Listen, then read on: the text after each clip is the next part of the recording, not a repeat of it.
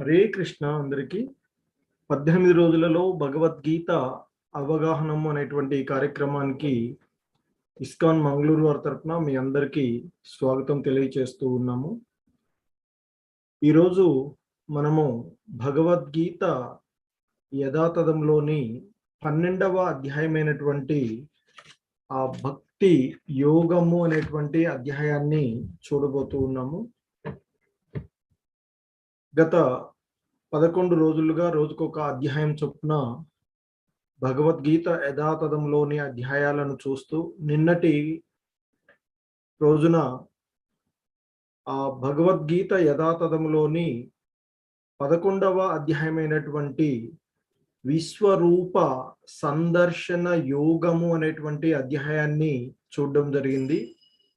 ఆ అధ్యాయంలో అంతకుముందు వరుసగా 7, 8, 9, 10 అంటే భగవద్ విజ్ఞానము, భగవత్ ప్రాప్తి, పరమ గుహ్య జ్ఞానము, అలాగే భగవద్ విభూతి యోగము అనేటువంటి యోగాలలో ఆ భగవంతుని యొక్క దివ్య గుణాల యొక్క వైభవాలను విన్న తర్వాత అర్జునుడు ఆ కృష్ణ భగవానుల వారితో, ఓ పురుషోత్తమ, ఓ పరమేశ్వర, నేను ఇక్కడ నా ముందు నీ అసలు రూపం చూస్తూ ఉన్నప్పటికీ నీవు ఇంకా ఈ విశ్వమునందు ఎలా ప్రవేశించావో నీ యొక్క ఆ రూపాన్ని చూపమని ప్రార్థిస్తూ ఉన్నాను అని అడుగుతాడు. అంతకుముందు ఆయన అంటాడు, నీవు తెలియజేసినటువంటి ఈ దివ్యమైనటువంటి జ్ఞానము వలన, ఈ పరమ గుహ్య జ్ఞానము వలన నాలో ఉండేటువంటి మోహమంతా తొలగిపోయినది. నేను నీ యొక్క విశ్వరూపాన్ని చూడదలుచుకున్నాను అని అర్జునుడు కృష్ణ భగవానుల వారిని ప్రార్థించడం జరుగుతుంది. ఇక దానికి కృష్ణ భగవానుల వారు అర్జునుడికి తన యొక్క విశ్వరూపాన్ని చూపించడానికి సుముఖతతో ఉండి ఆయన చెప్తాడు, ఈ సాధారణమైనటువంటి ఈ ప్రాకృతిక కళ్ళతో నీవు ఆ రూపమును చూడడం అనేటువంటిది దుర్లభము, కనుక నీకు నేను దివ్య దృష్టిని ప్రసాదిస్తాను. అప్పుడు ఆ నా యొక్క విశ్వరూపాన్ని నీవు సందర్శించవచ్చు అని అర్జునుడితో కృష్ణ భగవానుల వారు చెప్పడము, ఆయనకి దివ్య దృష్టిని ప్రసాదించడము. అప్పుడు అర్జునుడు ఆ ఎదురుగా ఉండేటువంటి ఆ కృష్ణుడిలోనే అనేక ముఖాలతో, అనేక నేత్రాలతో, అద్భుతమైనటువంటి దృశ్యాలతో, దివ్య ఆభరణాలతో, ఎక్కుపట్టినటువంటి దివ్యమైనటువంటి ఆయుధాలతో, దివ్యమైనటువంటి పుష్పమాలలతో, దివ్య అస్త్రాలతో, దివ్య గంధాలతో మహా ఆశ్చర్యకరంగా, దేదీప్యమానంగా, విశ్వతో ముఖంగా విరజిల్లుతూ ఉన్నటువంటి ఆ దేవదేవుని యొక్క విశ్వరూపాన్ని అర్జునుడు దర్శించడం జరిగింది. ఇక ఆ మహాకాల స్వరూపము అంతకుముందు ఎవరూ చూడలేదు అని, ఆ విశ్వరూపాన్ని చూసినటువంటి అర్జునుడు పులకించి ఆ అనంత రూపుణ్ణి ఆయన ఇలా వేడుకుంటూ ఉంటుంటాడు, ఆయన్ని ప్రార్థిస్తూ ఉంటుంటాడు. ఓ దేవదేవ, జగత్పతే, అనంత రూప, సూర్యుని వలె ప్రజ్వలించుచున్న నీ అనంత రూపము చూడ నాకు శక్యము గాకున్నది. నీవు దేవాది దేవుడవు, సనాతుడవు, అనంతుడవు, శక్తి సంపన్నుడవు. నీ యందు బ్రహ్మాది సమస్త దేవతలు కనిపిస్తూ ఉన్నారు. దేవతలు, మహర్షులు, పితరులు నిన్ను స్తుతిస్తూ ఉన్నారు. ఓ దేవదేవ, ఓ జగన్నివాస, నీకు అనేక నమస్కారములు. దయచేసి నీ పూర్వ రూపాన్నే చూపించు, అనుగ్రహించు అని ఆయన్ని ప్రార్థించడం జరుగుతుంది. ఎందుకంటే ఆ విశ్వరూపాన్ని దర్శించినటువంటి అర్జునుడు మొదట ఆనందిస్తాడు.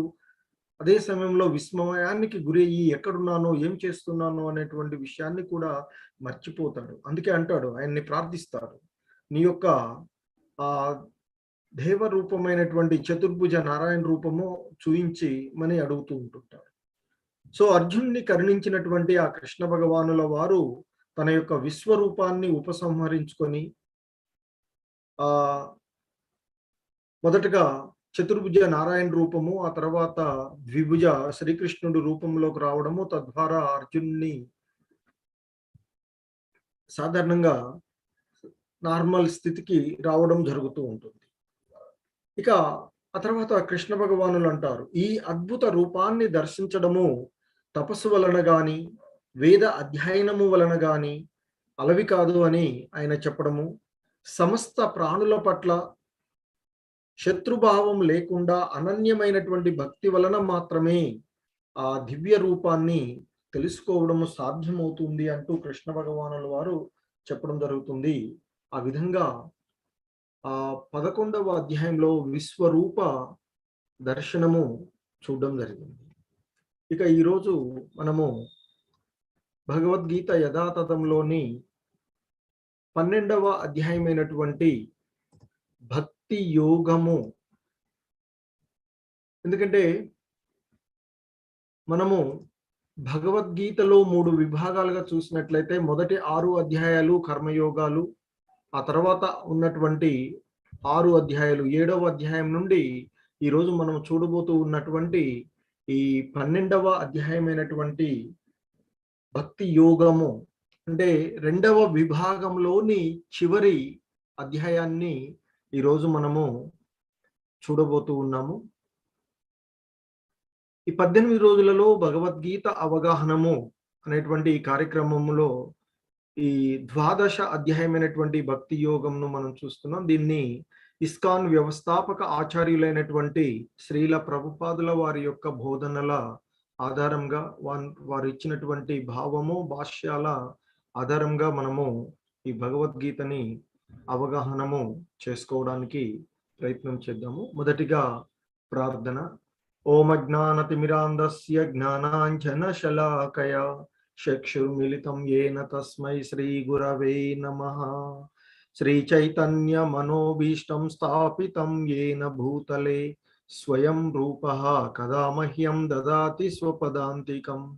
వందేహం శ్రీగురో శ్రీయుతపదకమలం శ్రీగురూన్ వైష్ణవాంశ శ్రీరూపం సాగ్రజాతం సహగణ రఘునాథాన్వితం తం సజీవం సాద్వైతం సావధూతం పరిజన సహితం కృష్ణ చైతన్య దేవం శ్రీ రాధాకృష్ణ పాదాన్ సహగణ లలిత శ్రీ విశాఖాన్వితాంశ. నమో ఓం విష్ణుపాదాయ కృష్ణ ప్రేష్టాయ భూతలే శ్రీమతే భక్తి వేదాంత స్వామి ఇతి నామినే. నమస్తే సారస్వతీ దేవే గౌరవాణి ప్రచారిణి నిర్విశేష శూన్యవాది పాశ్చాత్య దేశతారిణి. हे कृष्णा करुणा सिंधु दीन बंधु जगतपते गोपेश गोपिका कांत राधा कांत नमोस्तुते. तप्त कांचन गौरांगी राधे वृंदावनेश्वरी वृषभानुसुते देवी प्रणमामि हरिप्रिये. वाञ्छाकल्पतरुभ्यश्च कृपा सिन्धुभ्य एव च पतितानां पावनेभ्यो वैष्णवेभ्यो नमो नमः. जय श्री कृष्ण चैतन्य प्रभु नित्यानंद श्री अद्वैत गदाधर श्रीवासादि गौर भक्त वृंद.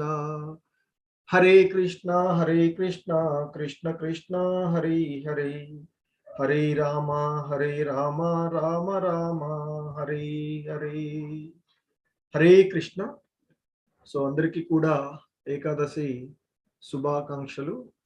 సో ఈరోజు ఏకాదశి రోజు ఆ భగవంతుడు సూచించినటువంటి భక్తి యోగము అనేటువంటి అధ్యాయాన్ని ఈరోజు మనము చూడబోతూ ఉన్నాము.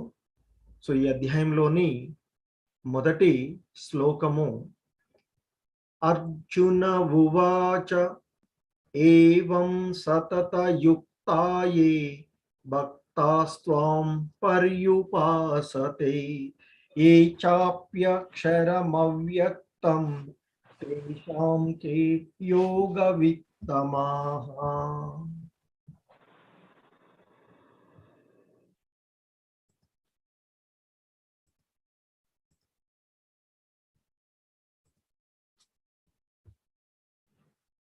సో అర్జునుడు ఈ విధంగా పలుకుతూ ఉన్నాడు కృష్ణ భగవానుల వారితో. ఎల్లప్పుడూ నీ భక్తియుత సేవలో నెలకొను భక్తులు మరియు అవ్యక్త నిరాకార బ్రహ్మమును ఆరాధించేవారు అను ఇరువురిలో ఎవరు యోగ పరిపూర్ణులుగా భావింపబడుదురు అంటూ అర్జునుడు ఆ కృష్ణ భగవానుల వారిని అడుగుతూ ఉన్నాడు. అంటే నిరంతరము కూడా భక్తి భావనలో ఉంటూ ఆ భగవంతునికి సేవలు చేసుకునేటువంటి వారు భక్తులు అయినటువంటి భక్తులు. అలాగే ఇక మరికొందరేమో నిరాకార బ్రహ్మాన్ని ఆరాధిస్తూ ఉంటుంటారు. అంటే ధ్యానంలో నిమగ్నమై ఉంటూ ఆ నిరాకార బ్రహ్మాన్ని ఆరాధించేటువంటి వారు. అలాగే ఆ భగవంతుని యొక్క సాకార రూపాన్ని ఆరాధించేటువంటి భక్తులు. ఈ విధంగా ఉండేటువంటి ఈ ఇరువురిలో మరి ఎవరు యోగ పరిపూర్ణులుగా భావించబడతారు అని అర్జునుడు కృష్ణ భగవానుల వారి ద్వారా తెలుసుకోవాలి అనేటువంటి ఒక ఉద్దేశంతో ఆయన అడుగుతూ ఉన్నారు. అంటే ఇక్కడ శ్రీకృష్ణ భగవానుల వారు ఇంతకు ముందు వివరించినటువంటి వాటిలో సాకారము, నిరాకారము, విశ్వరూపము, అలాగే నానా రకాలైనటువంటి భక్తులు, యోగులు అనేటువంటి వాటి గురించి వివరించడం జరిగింది. ఇక ఈ ఆధ్యాత్మిక విధానంలో ఉండేటువంటి వారిని సాధారణంగా 2 తరగతులుగా విభజిస్తూ ఉంటుంటారు. ఒకరు నిరాకారవాది అని, ఇంకొకరు సాకారవాది. సాధారణంగా సాకారవాది అనేటువంటి భక్తుడు పూర్ణ శక్తితో భగవత్ సేవలో నెలకొని ఉంటాడు. అంటే ఆ భగవంతుణ్ణి భక్తియుత సేవ ద్వారా ప్రత్యక్షంగా పూజించేటువంటి వారు ఎవరైతే ఉన్నారో వారిని సాకారవాదులు అని పిలుస్తూ ఉంటారు. ఇక నిరాకారవాది నేరుగా కృష్ణ భక్తి భావనలో కాకుండా అవ్యక్తమైనటువంటి ఆ నిరాకార బ్రహ్మ ధ్యానంలో నెలకొని ఉంటూ ఉంటారు అని చెప్తారు. అంటే ఆ నిరాకార బ్రహ్మ ధ్యానంలో నెలకొనేటువంటి వారు ఎవరైతే ఉన్నారో వారు నిరాకారవాదులు అని పిలువబడుతూ ఉంటుంటారు. ఇక ఈ విధానాలలో అంటే నిరాకార సాకార విధానాలలో ఏది ఉత్తమమైనది అని అడిగినప్పుడు ఆ కృష్ణ భగవానుల వారు ఈ అధ్యాయంలో ప్రత్యక్షంగా అంటే ఆ భగవత్ సాంగత్యంలో ఉండడము అత్యంత సులభమైనటువంటి పద్ధతి.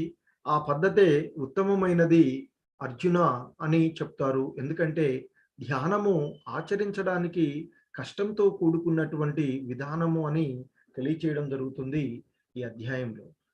అలాగే వివిధ రకాలైనటువంటి భక్తి విధానాలను ఏ విధంగా ఆ భగవంతుణ్ణి భక్తితో మనము సేవించవచ్చు అనేటువంటి విషయాలను కూడా ఆయన తెలియచేస్తూ ఉన్నారు. సో సాధారణంగా బ్రహ్మము అనేటువంటిది ఆ 3 కూడా బ్రహ్మము, పరమాత్మ, భగవంతుడు అనేటువంటి 3 అంశాలని మనము పరమేశ్వరుడు ఆ భగవంతుని యొక్క రూప విషయాలుగా మనం తెలుసుకోవచ్చు. ఆ భగవంతుడి యొక్క సర్వవ్యాప్తక స్వరూపం ఏదైతే ఉందో అది బ్రహ్మంగా చెప్పబడుతూ ఉంటుంది.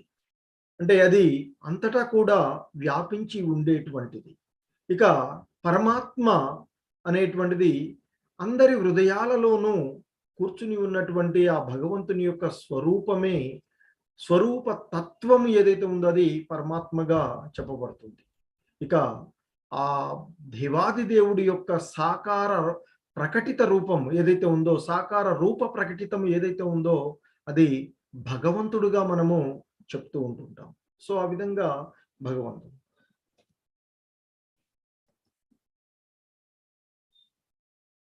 ఇక అర్జునుడు అడిగినటువంటి ఆ ప్రశ్నకి భగవంతుడు సమాధానం ఈ విధంగా చెప్తూ ఉన్నారు. శ్రీ భగవానువాచ మయ్యావేశ్య మనో ఏ మాం నిత్యయుక్తా ఉపాసతే శ్రద్ధయా పరయోపేతాస్తే మే యుక్త తమామతః.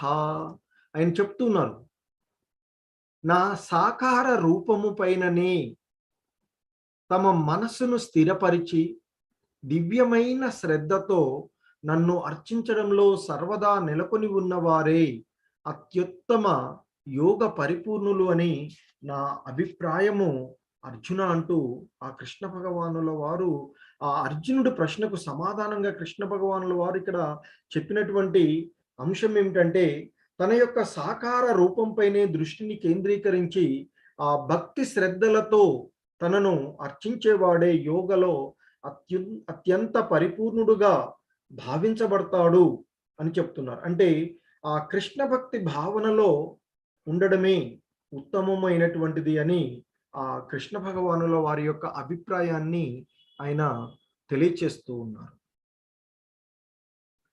ఇంకా ఆయన చెప్తూ ఉన్నారు కానీ అంటే ఆ సాకార రూపంపైనే తన యొక్క మనసును స్థిరపరిచి మహోన్నతమైన దివ్యమైనటువంటి శ్రద్ధతో ఆయనని సర్వదా అర్చించేటువంటి వారు అత్యుత్తమ పరిపూర్ణులు అని చెప్తూ ఇంకా చెప్తున్నారు. కానీ ఇంద్రియ అతీతము అంటే ఈ ఇంద్రియాలకు అతీతంగా ఇంద్రియాలను తన ఆధీనంలో ఉంచుకొని ఆ ఇంద్రియ అతీతము అయినటువంటి విధానంలో ఇంద్రియాతీతము సర్వ వ్యాపకము ఊహాతీతము మార్పులేని కదలని స్థిరమైన ఆ వ్యక్తీకరించబడని అంటే పరతత్వ నిరాకార భావమును పూర్తిగా ఆరాధించేవారు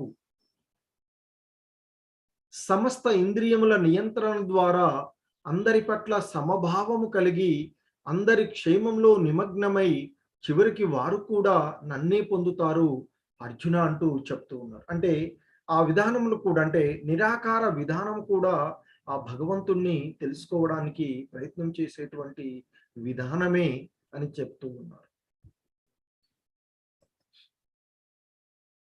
అయితే ఇక్కడ ఆ నిరాకార విధానం ఏదైతే ఉందో అది చేయడానికి కష్టంతో కూడుకున్నటువంటి విషయం అని కూడా ఆయన చెప్తూ ఉన్నారు. క్లేశోదికతరస్తేషాం అవ్యక్త సక్తసేతసాం అవ్యక్తా హి గతిర్దుఃఖం దేహవద్భిరవాప్యతే.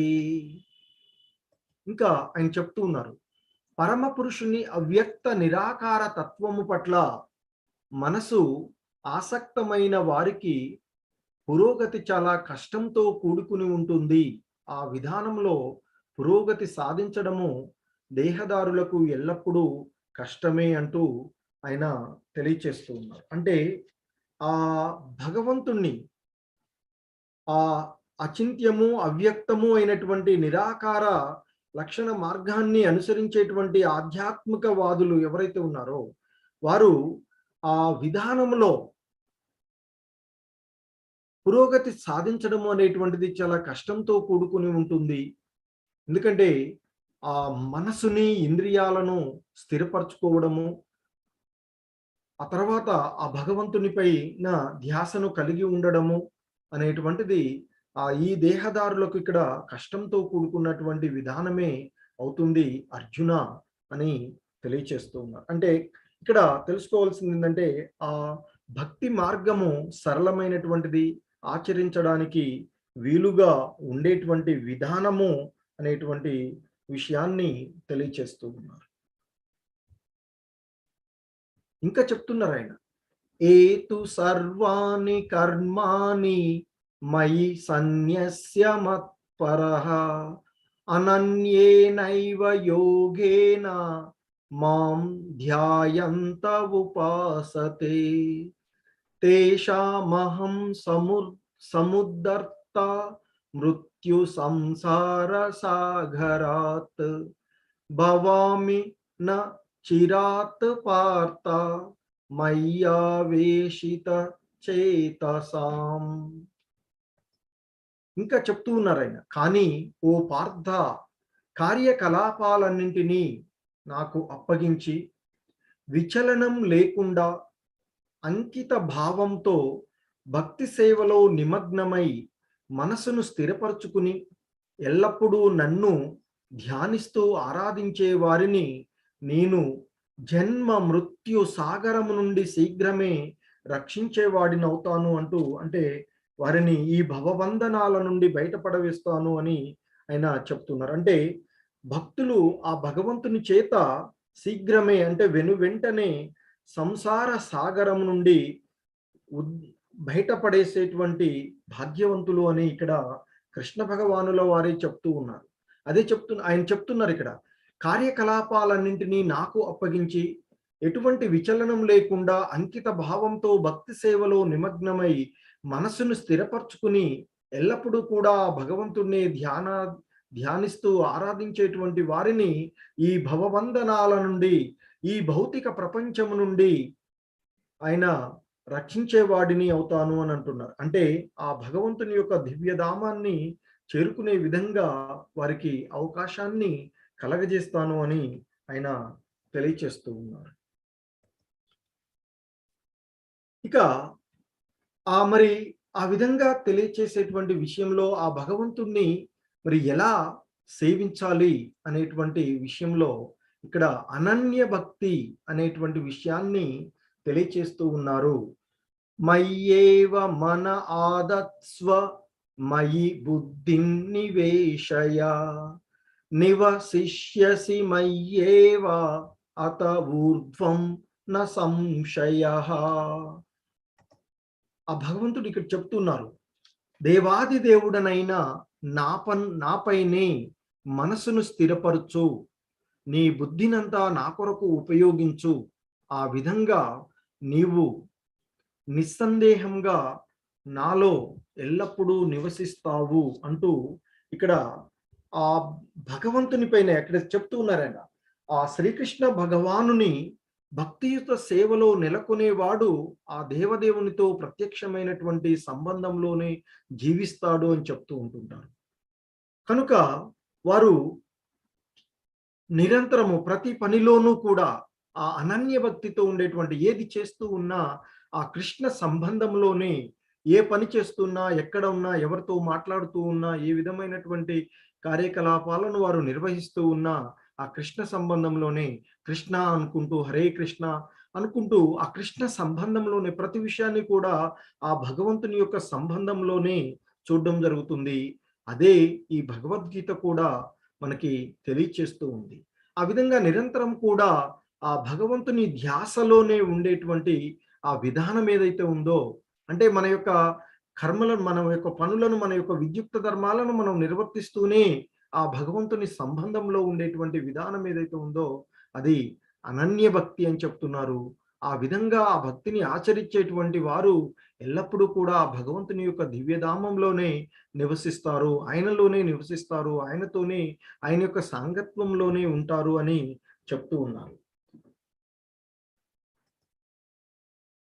ఇంకా చెప్తున్నారు ఆయన, అత చిత్తం సమాదాతుం న శక్నోసి మయి స్థిరం అభ్యాస యోగేన తతో మామిచ్చాప్తుం ధనంజయ. ఆయన చెప్తున్నారు, ఓ అర్జున, ఓ ధనంజయ, నీ మనసును విచలనం లేకుండా నా మీద స్థిరపరచలేకపోతే అప్పుడు నీవు భక్తి యోగ నియమాలను అనుసరించు, ఈ విధంగా నన్ను పొందే కోరికను పెంచుకొనుము అంటూ ఇక్కడ ఆ భగవంతుడు ఈ శ్లోకంలో 2 రకాలైనటువంటి భక్తి పద్ధతులను సూచిస్తూ ఉన్నారు. ఒకటి, అంతకుముందు చెప్పినటువంటి అనన్యమైనటువంటి భక్తి, అంటే ఆ మనసు విచలనం లేకుండా భగవంతుని మీదనే స్థిరపరిచి నిరంతరము ఆ భగవంతుని యొక్క సంబంధంలో ఉండేటువంటి విధానం ఏదైతే ఉందో అది అనన్యమైనటువంటి భక్తి అని చెప్తున్నారు. మరి అలా చెయ్యడము సాధ్యం కాకపోయినట్లయితే, ఎందుకంటే అందరికీ ఆ విధంగా సాధ్యం కాదు కదా, మరి అలా సాధ్యం కానటువంటి వారి కోసం మరలా ఇక్కడ సాధనా భక్తి మార్గం, 2వ విధానాన్ని ఆయన సూచిస్తూ ఉన్నారు. ఆ విధంగా నిరంతరం కూడా భగవంతుని సంబంధంలో ఉండలేనటువంటి పరిస్థితి, మనసును ఆ భగవంతునిపైనే స్థిరపరచలేకపోయినట్లయితే ఆయన చెప్తూ ఉన్నారు ఇక్కడ, భక్తి యోగ నియమాలను అనుసరించు అని చెప్తున్నారు. ఈ విధంగా ఆ భక్తి యోగ నియమాలను అనుసరించడం ద్వారా ఆ భగవంతుణ్ణి పొందాలి అనేటువంటి కోరిక పెరుగుతూ ఉంది అని చెప్తూ ఉన్నారు. సో ఎందుకంటే ఆ భక్తి యోగ నియమాలు అంటే ఇతరుల ద్వారా భగవంతుడిని గురించి వినడము, ఆ భగవంతుడిని సేవించేటువంటి నియమాలను తెలుసుకోవడము, ఆయన గురించి కీర్తించడము, కొన్ని సాధనా నియమాలు అని చెప్తుంటారు. ఆ నియమాలను అనుసరించినట్లయితే ఆ భగవంతుణ్ణి పొందాలి అనేటువంటి కోరిక పెరుగుతూ ఉంది. తద్వారా ఆ భగవంతుని యొక్క ధామాన్ని చేరుకునేటువంటి అవకాశము ఉంటుంది అని చెప్తున్నారు. అంటే ఇక్కడ సాధారణంగా ఈ ఇంద్రియాలను పవిత్రీకరించడమే భక్తి యోగము అని చెప్తూ ఉంటుంటారు.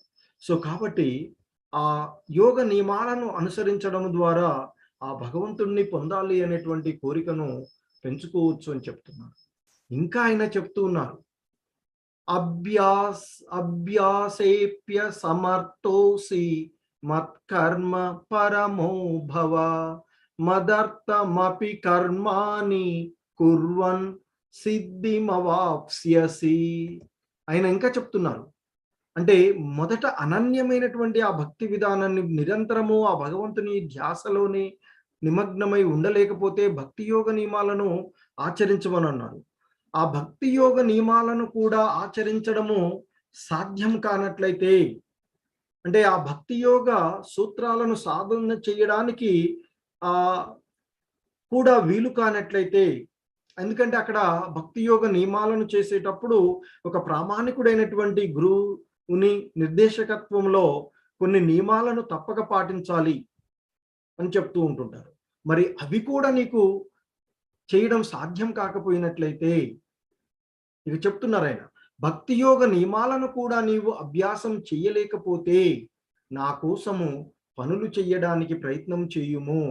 ఈ విధంగా భక్తియుక్త సేవ చేయడం వలన నీవు పరిపూర్ణ స్థాయిని చేరుకోగలుగుతావు. అంటే ఆ భగవంతుని యొక్క సంబంధంలో పనులు చేయడం, ఆ భగవంతునికి సంబంధించినటువంటి పనులు, ఆలయాలకు సంబంధించినటువంటి పనులు అవి చేస్తూ ఉండడంలో నిమగ్నం అవ్వమంటున్నారు. సో దాన్ని నిష్కామ కర్మలు చేయడం, ఆ భగవంతుని సంబంధంలో చేసేటువంటివన్నీ కూడా నిష్కామ కర్మలుగా భావించబడతాయి. కనుక ఆ నిష్కామ కర్మలను ఆచరించమని ఆయన తెలియచేస్తూ ఉన్నారు. అదే ఆ నిష్కామ కర్మ అంటే నెక్స్ట్ ఆ అనన్య భక్తి, సాధనా భక్తి కూడా సాధ్యం కాకపోయినట్లయితే ఆ నిష్కామ కర్మలను ఆచరించడం ద్వారా భక్తి మార్గంలో పురోభివృద్ధి చెందేటువంటి పరిస్థితులలోకి చేరుకోవచ్చు అని చెప్తూ ఉన్నారు. సో సాధారణంగా మనము ఒక భక్తిలో పనిచేసేటువంటి వారు, భక్తి మార్గాన్ని ఆచరించేటువంటి వారు, భక్తి లేకుండా అంటే నాన్ డివోషనల్‌గా ఉండేటువంటి పరిస్థితి. అంటే మాయా ప్రభావితంతో చేత పనిచేసేటువంటి వారు, వారు ఏదైనా పొందినట్లయితే వారెప్పుడు కూడా భావిస్తూ ఉంటారు, ఇది నేను నా కష్టార్జితం, నేను చాలా కష్టపడి దీనిని పొందినాను. కనుక ఇది నేను నా ఇంద్రియ తృప్తి కోసం భౌతికమైనటువంటి సుఖాలను అనుభవించడానికి నాకు ఉన్నటువంటి దానికంటే ఇంకా పెద్దదాన్ని కొనుక్కోవాలి, లేదా పక్క వాళ్ళకంటే ఇంకా పెద్దది కొనుక్కోవాలి అనేటువంటి ఒక భావనలో ఉంటారు అని చెప్తారు. బట్ ఎవరైతే ఆధ్యాత్మిక విధానాన్ని ఆచరిస్తూ ఉంటారో వారు ఎప్పుడు కూడా ఆధ్యాత్మిక గ్రంథాల విషయాల్లో గాని, ఆ భగవంతుని యొక్క ధ్యాసలోనే నిమగ్నం అవుతూ ఉంటారు. అంటే వర్కింగ్ ఫర్ కృష్ణ, కృష్ణ సంబంధంలో పనిచేసేటువంటి కృష్ణ సాధకులుగా ఉండేటువంటి వారు, ఆ భగవంతుని సేవలో ఉండేటువంటి వారు ఎప్పుడు కూడా ఆ భక్తి మార్గాన్ని గురించే ఆలోచిస్తూ ఉంటుంటారు. ప్రామాణికమైనటువంటి గ్రంథాల గురించి, ప్రామాణికమైనటువంటి విషయాలను గురించి వారు ఆలోచిస్తూ ఉంటారు అని చెప్తున్నారు. సో అనన్య భక్తి, సాధనా భక్తి, నిష్కామ కర్మలు కూడా సాధ్యం కాకపోయినట్లయితే ఇంకా సరళమైనటువంటి విషయాన్ని ఆయన తెలియచేస్తూ ఉన్నారు. సకామ కర్మలని ఆచరించమంటూ ఉన్నారు. అదే ఆయన చెప్తూ ఉన్నారు, అయినా నీవు నా కొరకై భక్తితో పని చేయడం చేయలేకపోతే, అంటే ఆ సాధనా భక్తి కూడా నీకు సాధ్యం కాకపోయినట్లయితే, అక్కడ అంటే నిష్కామ కర్మలు, అనన్య భక్తి, సాధన భక్తి, నిష్కామ కర్మలు అవి ఏవి కూడా నీకు సాధ్యం కాకపోయినట్లయితే, ఇక నీవు కర్మ ఫలాలను త్యజించుటకు మరియు ఆత్మ నిగ్రహం కలవాడవై ఉండుటకు ప్రయత్నించు అర్జున అని చెప్తున్నారు. అంటే వారు తద్వారా మన మానవాళికి తెలియచేస్తూ ఉన్నారు. ఆ మొదట సూచించబడినటువంటి అనన్య భక్తి, సాధన భక్తి, నిష్కామ కర్మలు సాధ్యం కాకపోయినట్లయితే, ఇక మనం చేసేటువంటి ఆ కర్మల యొక్క ఫలాలను త్యజించడం కోసం మనము ప్రయత్నం చేయాలి. ఆత్మ నిగ్రహాన్ని కలిగి ఉండటానికి ప్రయత్నం చేయాలి అని చెప్తున్నారు. తద్వారా ఆ భగవంతుని యొక్క అనుగ్రహాన్ని పొందవచ్చు అని తెలియచేస్తూ ఉన్నారు. ఇంకా చెప్తున్నారాయన. నీకు ఈ అభ్యాసం కూడా సాధ్యం కాకపోయినట్లయితే నీవు జ్ఞానాన్ని పెంచుకోవడానికి ప్రయత్నం చెయ్యి. అయినా జ్ఞానం కంటే ధ్యానము ఉత్తమమైనది. ధ్యానం కంటే కర్మఫల త్యాగము ఉత్తమమైనది. ఎందుకంటే వాటిని త్యజించడం ద్వారా మనశ్శాంతిని పొందవచ్చు అని చెప్తున్నారు. అంటే త్యాగం చేయడం ద్వారా ఆ కర్మఫల త్యాగం, మనం చేసినటువంటి కర్మాల యొక్క ఫలాలను త్యజించడము ద్వారా మనశ్శాంతి, వైరాగ్యం పొందుతుంది. తద్వారా మనశ్శాంతిని పొందవచ్చు అంటూ ఆ కృష్ణ భగవానుల వారు ఇక్కడ మనకి తెలియచేస్తూ ఉన్నారు. అంటే ఇక్కడ ఆ కృష్ణ భక్తి భావన నియమాలను నిజంగా అనుసరించలేనటువంటి వారికి ఆ జ్ఞానాభ్యాసము ఉత్తమమైనటువంటిది అని చెప్తారు. ఎందుకంటే జ్ఞానం ద్వారా మనిషి నిజమైనటువంటి స్థితిని అర్థం చేసుకోగలుగుతారు అని. క్రమక్రమంగా ఆ జ్ఞానము ధ్యాన స్థితికి వృద్ధి చెందుతుంది. ధ్యానము ద్వారా అతడు క్రమక్రమంగా ఆ భగవంతుణ్ణి అర్థం చేసుకోవడము, తర్వాత భక్తి మార్గాన్ని అనుసరిస్తూ ఉంటారు అని తెలియచేస్తూ ఉంది.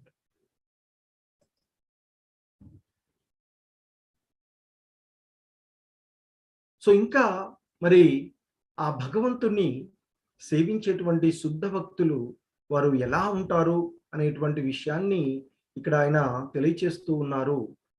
అన్ని జీవుల పట్ల దయగల స్నేహితుడే కాని అసూయ పడనివాడు, తనను యజమానిగా భావించనివాడు, మిథ్యా అహంకారం లేనివాడు, ఆనందము మరియు బాధ రెండింటిలోనూ సమానంగా ఉండేవాడు, సహనవంతుడు, ఎల్లప్పుడూ సంతృప్తికరంగా ఆత్మ నియంత్రణ ఉన్నవాడు, దృఢ నిశ్చయంతో భక్తి సేవలో నెలకొనువాడు, తన మనస్సు బుద్ధిని నాపైనే స్థిరపరిచిన వాడు అయిన నా భక్తుడు నాకు చాలా ప్రియమైన వారు. అంటే శుద్ధ భక్తులు ఎవరు, మరి ఎటువంటి భక్తులు ఆ భగవంతునికి ఇష్టమైనటువంటి వారు, అంటే భగవంతునికి ప్రీతి పాత్రులు అనేటువంటి విషయాన్ని ఇక్కడ తెలియచేస్తూ ఉన్నారు. అంటే అన్ని జీవులను సమదృష్టితో చూడగలిగేటువంటి వాడు, అందరినీ కూడా మంచి స్నేహభావంతో చూడడము, ఏ జీవి పట్ల కూడా అసూయ లేకుండా ఉండడము, తాన్నే బాస్గా ఉండకుండా, అంటే మిథ్యాహంకారం లేకుండా, అలాగే ద్వంద్వాలు, ఆనందము బాధ అనేటువంటి ద్వంద్వాలలో సమానత్వాన్ని ప్రదర్శించడము, అన్ని విషయాలలోనూ సహనంగా ఉండడము, సంతృప్తికరంగా ఉండడము, ఆత్మ నియంత్రణను కలిగి ఆ దృఢమైనటువంటి భక్తి సేవలో నెలకొనేటువంటి వారు, వారి యొక్క మనస్సు బుద్ధి ఎప్పుడు కూడా భగవంతుడిపైనే స్థిరీకరించబడి ఉంటుంది అని చెప్తున్నారు. అటువంటి భక్తులు అంటే ఆ దేవాది దేవుడికి చాలా ప్రియము అని తెలియచేస్తూ ఉన్నారు.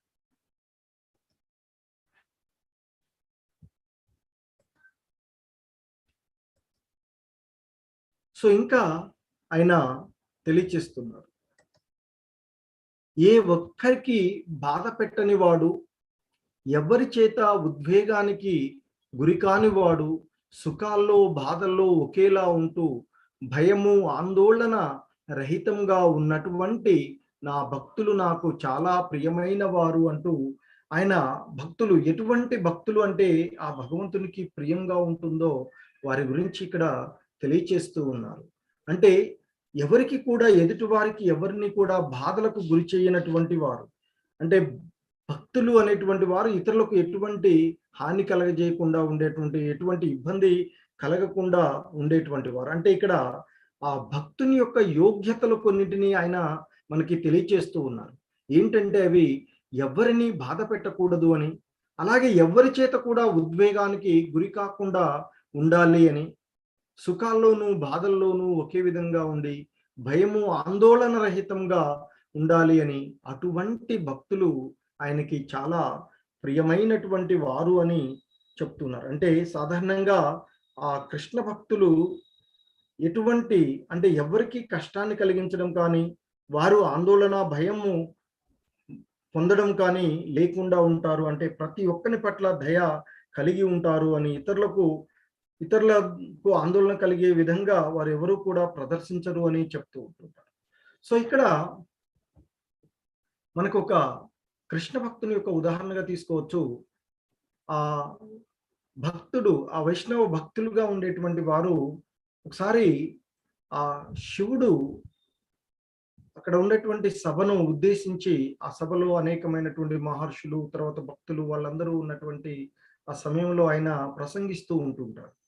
ఆ సభలో ప్రసంగిస్తూ ఉన్నటువంటి సమయంలో ఆ పార్వతీమాత శివుడి ఆ తొడపై ఆమె కూడా ఆ విధంగా ఉండే విధంగా వారు అక్కడ ఆసనంపై కూర్చున్నటువంటి విషయాన్ని చూసినటువంటి ఆ భక్తులు అడుగుతారు, ప్రభూ, ఇక్కడ సభలో మీరు ప్రసంగం చేస్తున్నారు కదా! ఇది ఆహ్, ఏకాంత ప్రదేశం కాదు కదా! మీరు మాత అలా కూర్చొని ఉండడము సమంజసమేనా అని అడుగుతాడట. అప్పుడు శివుడు ఏం మాట్లాడకుండా నవ్వుకుంటూ ఉంటుంటాడు. కానీ పార్వతీమాత కోపమొస్తుంది. నీవు శివుడినే ప్రశ్నించేటువంటి అంతటి వాడివయ్యావా? నీవు అంటే నీలో కలిగినటువంటి ఈ విషయానికి నీవు నెక్స్ట్ రాక్షసుడివై పుడతావు కనుక అని శాపం పెడుతుంది. అప్పుడు ఆ భక్తుడు, మాతాజీ మన్నించండి. మీరిచ్చినట్లుగా ఆ శాపాన్ని నేను స్వీకరించడానికి సిద్ధంగా ఉన్నాను. నన్ను మన్నించండి మాతాజీ, తప్పయిందని చెప్తాడు. అంటే ఆయనేమి ఆందోళన చెందలేదు. మాతాజీ తప్పయింది, నన్ను శాప విముక్తుడిని చేయండి అని ఎక్కడ అడగలేదు. అడగకుండా తను ఆ ఇచ్చినటువంటి శాపాన్ని స్వీకరించి సంతోషంగా దాన్ని అనుభవించడానికి సిద్ధపడ్డాడు. అంటే ఎటువంటి ఆందోళనకు గురి కాలేదు. అంటే సుఖాల్లోనూ, బాధల్లోనూ ఒకే విధంగా ఉండేటువంటి వాడు. సో, అప్పుడు శివుడు అంటాడు, చూసావా పార్వతి, విష్ణు భక్తులు ఎంతటి దృఢ సంకల్పంతో ఉంటారు. అంటే వారు ఎవరి చేత ఉద్వేగానికి గురికారు, ఎవరిని బాధ పెట్టని వారుగా ఉంటారు ఆ భక్తులు అని చెప్తున్నారు. అంటే ఇక్కడ ఆ భక్తుల యొక్క లక్షణాలని ఆ భగవంతుడు మనకి తెలియచేస్తూ ఉన్నారు. ఇంకా చెప్తున్నారు ఆయన, సాధారణ కార్యకలాపాలను ఆశ్రయించని వాడు, పవిత్రుడు, దక్షత కలవాడు, ఉదాసీనుడు, కలతలు లేకుండా మరియు అన్ని వ్యవహారములలో స్వార్థ చింతన లేకుండా ఉన్నటువంటి నా భక్తుడు నాకు చాలా ప్రియమైన వాడు అంటూ కృష్ణ భగవానుల వారు తన యొక్క భక్తులు మరి ఏ విధంగా తన భక్తులు ఉంటే తనకి ప్రియమైన వారు అనేటువంటి విషయాన్ని ఆయన ఇక్కడ తెలియచేస్తూ ఉన్నారు. సో, ఎటువంటి కలతలు లేకుండా, అన్ని వ్యవహారాలలో స్వార్థ చింతన లేకుండా ఉండేటువంటి ఆయన యొక్క భక్తులంటే ఆయనకి చాలా ప్రియమైన వారు అని చెప్తారు. ఇక్కడ కూడా ఆయన కృష్ణ భక్తులు, ఆయన సూరదాసు అనేటువంటి కృష్ణ భక్తులు నిరంతరం కూడా ఆ కృష్ణుడిపైనే కీర్తనలు పాడుతూ ఉంటాడని చెప్తారు. ఎంతటి భక్తి భావనలో ఆయన నిరంతరం కూడా ఆ భగవంతుడిని ఆరాధిస్తూ, ఆ భగవంతుడిని కీర్తన చేస్తూ ఉంటుంటాడు. మరి ఆయన యొక్క కీర్తనలు వినడానికి ఒక్కోసారి ఆ భగవంతుడే ఎదురుగా వచ్చి కూర్చొని ఆ కీర్తనలు వింటాడు అని చెప్తూ ఉంటుంటాడు. సో, ఆ విధంగా తన యొక్క భక్తుల భగవంతుడు ఎప్పుడు కూడా ప్రియత్వాన్ని కలిగి ఉంటాడు. ఎప్పుడు ఆయన వారి దగ్గరే ఆయన్ని గురించి కీర్తిస్తూ ఉంటే అవి వినడానికి వారి దగ్గరే ఉంటారు అని చెప్తూ ఉంటారు. ఇంకా ఆయన చెప్తూ ఉన్నారు, యో న హృష్యతి న ద్వేష్టి న శోషతి న కాంక్షతి శుభ అశుభ పరిత్యాగి భక్తి మాన్య స మే ప్రియః. ఎవరైతే లౌకిక సుఖాల పట్ల ఆనందించకుండా, ప్రాపంచిక కష్టాల పట్ల బాధపడకుండా, నష్టం జరిగినా బాధపడని వాడు, లాభం కోసం ప్రాకులాడని వాడు, శుభ అశుభ పనులను రెండింటినీ త్యజించిన వాడు, భక్తితో నిండి ఉన్నవాడు నాకు చాలా ప్రియమైన వారు అంటూ చెప్తున్నారు. ప్రహ్లాదుడు లాంటి శుద్ధ భక్తులు అంటే ఆయనకి ఎంతో ప్రియం. ఎందుకంటే ఆయన యొక్క తండ్రే ఆయన్ని అనేకమైనటువంటి హింసలు చంపడానికి కూడా ప్రయత్నం చేస్తూ ఉంటుంటాడు. ఎందుకంటే ఆ హరినామ సంకీర్తనం చేస్తూ ఉన్నాడు అని ఆ రాక్షసుడైనటువంటి హిరణ్యకశిపుడు తన కొడుకుని చంపడానికి సిద్ధపడి ఏనుగులతో తొక్కించడము, పాములతో కరిపించడము, సముద్రంలో పడవేయడము, అగ్నిలో కాల్చడము అనేటువంటి అనేకమైనటువంటి దుర్మార్గమైనటువంటి పనులు చేస్తారు. కానీ వాటన్నిటికీ కూడా బాధపడకుండా ఆయన నిరంతరం కూడా ఆ భగవంతుని యొక్క నామస్మరణం చేస్తూ ఆయన్నే ధ్యానిస్తూ ఉండేటువంటి వాడు ఆ భక్త ప్రహ్లాదుడు. సో అటువంటి భక్తులంటే ఆయనకి ఎంతో ఇష్టం అని చెప్తూ ఉన్నారు. ఇంకా ఆయన చెప్తున్నారు, శత్రు మిత్రులతో సమభావంతో ఉండువాడు, గౌరవము అగౌరవము, వేడి చలి, ఆనందము బాధ, కీర్తి అపకీర్తి పట్ల సమభావన కలవాడు, ఎల్లప్పుడూ చెడు సావాసము నుండి దూరంగా ఉండువాడు, ఎల్లప్పుడూ మౌనంగా ఉండువాడు, దేనితోనైనా సంతృప్తి చెందేవాడు, ఎవరిని పట్టించుకోనివాడు, జ్ఞానంలో స్థిరపడిన మరియు భక్తి సేవలో నిమగ్నమైన మనుజుడు నాకు చాలా ప్రియమైన వారు అంటూ చెప్తూ ఉన్నారు. ఇంకా మరికొన్ని తన యొక్క భక్తుల లక్షణాలు, ఎటువంటి భక్తులంటే తనకి ప్రియమో ఆ విషయాలను ఇక్కడ చెప్తూ ఉన్నారు. ఆ శత్రు మిత్రుల పట్ల సమంగా ఉండేటువంటి వాడు, అలాగే మానావమానాలు శీతోష్ణములు అనేటువంటి ఆ సుఖ దుఃఖాలు నిందాస్తులతో సమచిత్తమును కలిగి ఉండేవాడు, చెడు సావాసం నుండి చెడు విషయాల నుండి దూరంగా ఉండేవాడు, ఎల్లప్పుడూ మౌనంగా ఉండేవాడు. అంటే ఇక్కడ మౌనంగా ఉండమంటే ఏమీ మాట్లాడకండి, అనవసరమైనటువంటి విషయాలను గురించి పట్టించుకోకుండా ఇతరులను నిందించకుండా ఉండేటువంటి వారు, తనకు లభించిన దానితోనే సంతృప్తి పొందేవాడు, ఎవరిని పట్టించుకోనంటే అనవసరం అది ఇక్కడ తన పని తాను చేసుకుంటూ పోయేవాడు. అలాగే జ్ఞానంలో స్థిరపడినటువంటి ఆ భక్తి సేవలో నిమగ్నం అవుతారు. అటువంటి మానవులంటే నాకు చాలా ప్రియమైన వారు అర్జున అంటూ చెప్తూ ఉన్నారు. ఇంకా ఆయన ఈ విధంగా తెలియచేస్తారు. అంతకుముందు కూడా మనము అంబరీషుని గురించి చూసాం. ఆయన యొక్క భక్తులు ఏ విధంగా దృఢంగా ఉంటారు. సో ఇక ఆయన ఇంకా చెప్తూ ఉన్నారు, ఏతు ధర్మ్యామృతమిదం యతోక్తం పర్యుపాసతే శ్రద్ధ దానా మత్పరమా భక్తాస్తే తీవ మే ప్రియాః.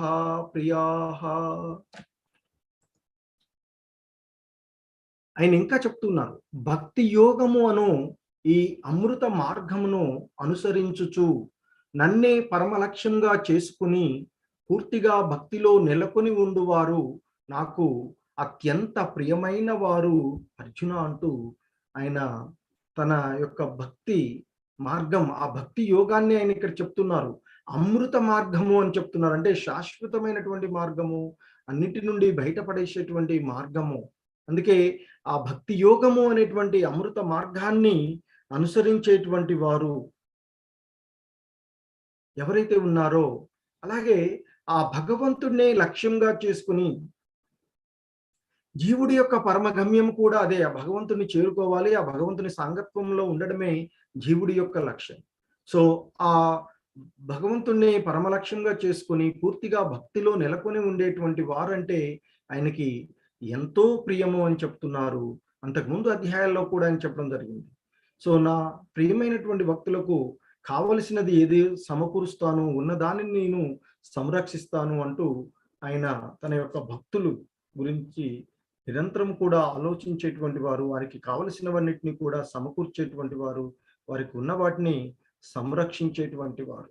మరి భక్తులు ఎలా ఉంటారు అనేటువంటి విషయాన్ని ఇక్కడ మనము అర్జునుడి ద్వారా తెలుసుకోవచ్చు. ఒక భక్తుడు ఏ విధంగా ఆలోచిస్తూ ఉంటుంటాడు అనేటువంటి విషయాన్ని. సో సాధారణంగా ఇక్కడ మనకు కనిపించేటువంటి దానిలో ఆ యుద్ధానికి ముందు, కురుక్షేత్ర యుద్ధానికి ముందు దుర్యోధనుడు అర్జునుడు ఇద్దరు కూడా ఆ కృష్ణ భగవానుల వారి యొక్క సహాయార్థమై ఆయన దగ్గరకు వెళ్తారు. ముందుగా దుర్యోధనుడే వెళ్తాడు. వెళ్ళి అక్కడ ఆ సమయంలో కృష్ణ భగవానుల వారు నిద్రపోతూ ఉంటుంటారు. ఆ పోతున్నటువంటి అంటే నిద్రలో ఉన్నటువంటి ఆ సమయంలో ఆయన అక్కడికి వెళ్ళినటువంటి దుర్యోధనుడు కృష్ణ భగవానుల వారి యొక్క తల వద్ద ఉన్నటువంటి ఆ కుర్చీలో కూర్చొని ఉంటూ ఉంటారు. ఆయన నిద్ర ఉన్నాడు కదా, ఇప్పుడు లేపడం ఎందుకు అని. ఆ తర్వాత అర్జునుడు వస్తాడు. అర్జునుడు వచ్చి ఇక ఆ కాళ్ళ అటువైపు ఎదురుగా, అంటే తలకు ఎదురుగా ఉన్నటువంటి ఆ కాళ్ళ వైపు, ఆ మంచం వైపు అక్కడ నిలబడి ఉంటాడు. సో ఆ భగవంతుడు ఇవన్నీ కూడా తెలిసినటువంటి వాడు. ఇక లేవగానే ఎదురుగా కనిపించినటువంటి అర్జునుడిని, "ఎప్పుడొచ్చావు అర్జున" అని అడుగుతాడు. ఇంతలోపలే దుర్యోధనుడు, "ఓ కృష్ణ, నేనెప్పుడో వచ్చి ఇక్కడ నీ కోసం వెయిట్ చేస్తున్నాను. నా తర్వాత వచ్చినటువంటి నీవు అర్జునుడిని అంటే పలకరిస్తున్నావు ఏంటి?" అని అడుగుతాడు. అప్పుడు అరే కృష్ణ భగవానులు అంటారు, "నాకు ఎదురుగా ముందు నేను చూసాను. అందుకే ఆయన్ని అయినా మీరు ఏం పనికొచ్చారు? ఏంటి మీరు ఏ ఉద్దేశ్యంతో ఇక్కడికొచ్చారు?" అంటే అప్పుడు వారు చెప్తారు, వారిద్దరూ కూడా, దుర్యోధనుడు, అర్జునుడు కూడా చెప్తారు. "నీ ఈ యుద్ధంలో నీ యొక్క సహాయం కోసం వచ్చాము" అని చెప్తారు. అప్పుడు కృష్ణ భగవానులు వారు చెప్తారు, "నా యొక్క సైన్యమంతా ఒకవైపు ఉంటుంది. నా నారాయణీ సైన్యమంతా కూడా ఒకవైపు ఉంటుంది. నేను ఒక్కడిని ఒకవైపు ఉంటాను. అంటే 2 భాగాలుగా విభజిస్తాను. మీరిద్దరూ నా సహాయం కోసం వచ్చారు కనుక 2 భాగాలుగా చేస్తూ ఉన్నాను. ఒకటి, నా సైన్యాన్నంతా ఒక భాగంగా ఉంచుతాను. నేను ఒక్కడిని ఒకవైపు భాగంగా ఉంటాను. మరొక ముఖ్యమైనటువంటి అంశం ఏంటంటే, నేను యుద్ధము చెయ్యను. సలహాలు ఇవ్వడానికి మాత్రమే ఉంటాను. నేను యుద్ధం చెయ్యను" అని కృష్ణుడు అంటారు. అయినా ఈ భాగాలను కోరుకునేటువంటి అవకాశము నేను ముందుగా చూసినటువంటి అర్జునుడికే ఇస్తాను నేను అని అంటాడు. అప్పుడు దుర్యోధనుడు, "ఇది ఎక్కడ కర్మ, నేను వచ్చినటువంటి గదా" అని చెప్పేసి ఆలోచిస్తూ ఉంటాడు. ఏమవుతుంది? ఏమవుతుంది? అనేటువంటి భావనలో దుర్యోధనుడు ఉంటాడు.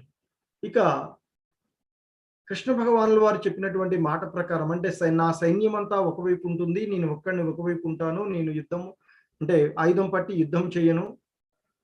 నేను సలహాలు మాత్రమే ఇస్తాను అనంటే,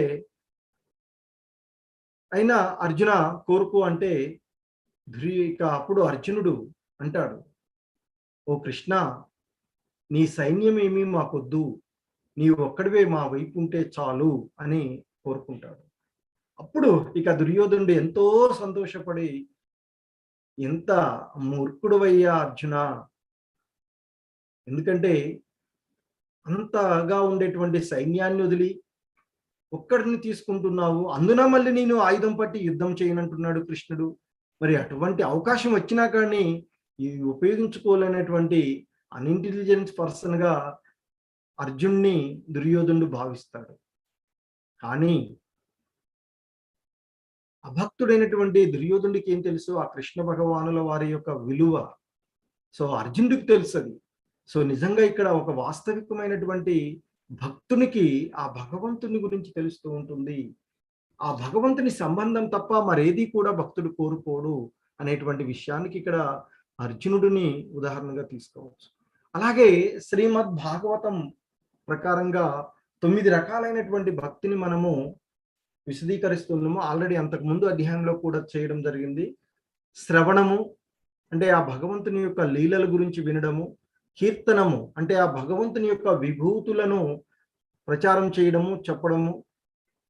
స్మరణం నిరంతరము ఆ భగవంతుని యొక్క నామాలను స్మరించుకుంటూ ఉండడము. పాదసేవనము ఆ భగవంతుని పాదాల వద్ద నిరంతరము సేవ చేసేటువంటి విషయం. అర్చనం ఆ భగవంతుని యొక్క సాకార రూపాన్ని ఏర్పాటు చేసుకొని పూజించేటువంటి విధానము. వందనము ఆ భగవంతుడికి నిరంతరం కూడా వందనాలు అర్పించడము. దాస్యము ఆ భగవంతునికి నిరంతరము సేవ చేసుకునేటువంటి పరిస్థితి. సాఖ్యం ఆ భగవంతునితో స్నేహభావంలో ఉండడము. అలాగే ఆత్మ నివేదనం పూర్తిగా తనను తాను ఆ భగవంతునికి సమర్పించుకోవడము. సో కాబట్టి ఆయన చెప్తుంది, ఇక్కడ మనం తెలుసుకోవాల్సింది, ఒక భక్తుడు ఈ 9 రకాల భక్తులలో దేనినైనా సాధన చేయవచ్చు. మనం ఏ విధంగా కోరుకుంటే భగవంతుడు ఆ విధంగా మనకి అనుగ్రహాన్ని కలగజేస్తూ ఉంటుంటారు. ఆ భగవంతుడి యొక్క అనుగ్రహం మన పైన ఉండడానికి ఈ కలియుగంలో మనం చేయవలసినటువంటిది నామజపం. హరే కృష్ణ హరే కృష్ణ కృష్ణ కృష్ణ హరే హరే, హరే రామ హరే రామ రామ రామ హరే హరే అంటూ ఆ భగవంతుని యొక్క నామాన్ని నిరంతరము జపిస్తూ ఉన్నట్లయితే ఆ భక్తి మార్గంలో మనము వృద్ధి చెందేటువంటి అవకాశము ఉంటుంది. హరే కృష్ణ. అందరికీ హరే కృష్ణ అండి. అందరూ ఉండండి. ఏవైనా సందేహాలు ఉంటే నివృత్తి చేద్దాము. అలాగే అంతకుముందు కూడా ఏకాదశి